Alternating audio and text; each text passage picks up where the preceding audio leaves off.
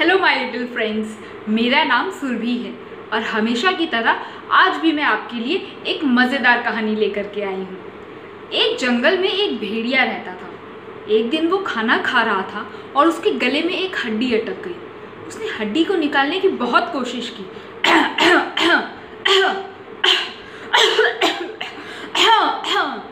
बहुत कोशिशों के बावजूद भी उसके गले से हड्डी नहीं निकली। थोड़ी देर के बाद उसके गले में दर्द भी होने लगा। अब भेड़िए को लगा कि हड्डी निकालने के लिए उसे किसी न किसी की मदद की ज़रूरत पड़ेगी। ऐसा सोच करके वो जंगल में आगे बढ़ा। थोड़ी दूर पर उसे एक खरगोश दिखा, बट खरगोश उसे देखते ही भाग गया, क्योंकि खरगोश को लगा कि भेड़िया उसे खाने के लिए आ रहा है। अब भेड़िया और आगे बढ़ा। थोड़ी दूर और चलने के बाद उसे एक बंदर दिखाई दिया, जो पेड़ पर बैठ करके केला खा रहा था। तो भेड़िए ने नीचे से आवाज़ लगाई, बंदर भैया, मेरे गले में हड्डी फंस गई है, क्या तुम मेरी मदद करोगे? तो बंदर को लगा कि भेड़िया ऊपर आ नहीं सकता, तो वो उसे नीचे बुलाने के लिए बहाना बना रहा है ताकि वो उसे खा ले। बंदर ने भी ये सोच करके उसकी मदद करने से इनकार कर दिया।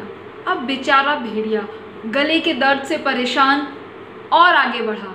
फिर उसने सोचा कि उसे नदी में जाना चाहिए, शायद थोड़ा पानी पीने से उसे दर्द में आराम मिले।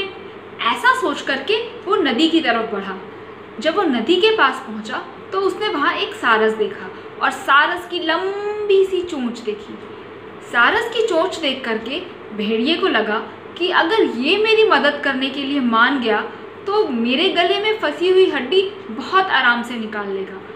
ऐसा सोच करके वो सारस के पास गया और उसने सारस से विनती की, सारस भैया, मेरे गले में हड्डी फंस गई है, तुम मेरी मदद करोगे? सारस उसकी बात सुन के कुछ सोचने लगा, क्योंकि उसे भी अपने जान के डर था। उसे सोचता हुआ देख के भेड़िया ने बोला, अरे मुझसे डरो नहीं, अगर तुम मेरी गले की हड्डी निकाल दोगे तो मैं तुम्हें एक बढ़िया सा इनाम दूंगा। इनाम की लालच में सारस उसकी मदद करने के लिए तैयार हो गया। सारस ने उसके मुंह में अपनी गर्दन डाली और लंबी सी चोंच से उसके गले में फंसी हड्डी निकाल ली। हड्डी निकलने के बाद भेड़िया वहाँ से वापस जाने लगा। उसे वापस जाता देख के सारस ने बोला कि अरे तुम तो मुझे इनाम देने वाले थे, मेरा इनाम कहाँ है? हड्डी तो मैंने निकाल दी। तो भेड़िए ने बोला कि मेरे मुंह में तुम्हारी गर्दन थी और तुम जिंदा वापस आ गए, इससे बड़ा इनाम तुम्हारे लिए और क्या हो सकता है? ऐसा बोल के भेड़िया वापस जंगल के अंदर भाग गया और सारस वापस नदी में आ गया। बट उस दिन सारस ने एक सबक सीखा कि धूर्त लोगों की बातों पर कभी यकीन नहीं करना चाहिए। आज के लिए बाय, फिर आऊँगी एक और कहानी के साथ।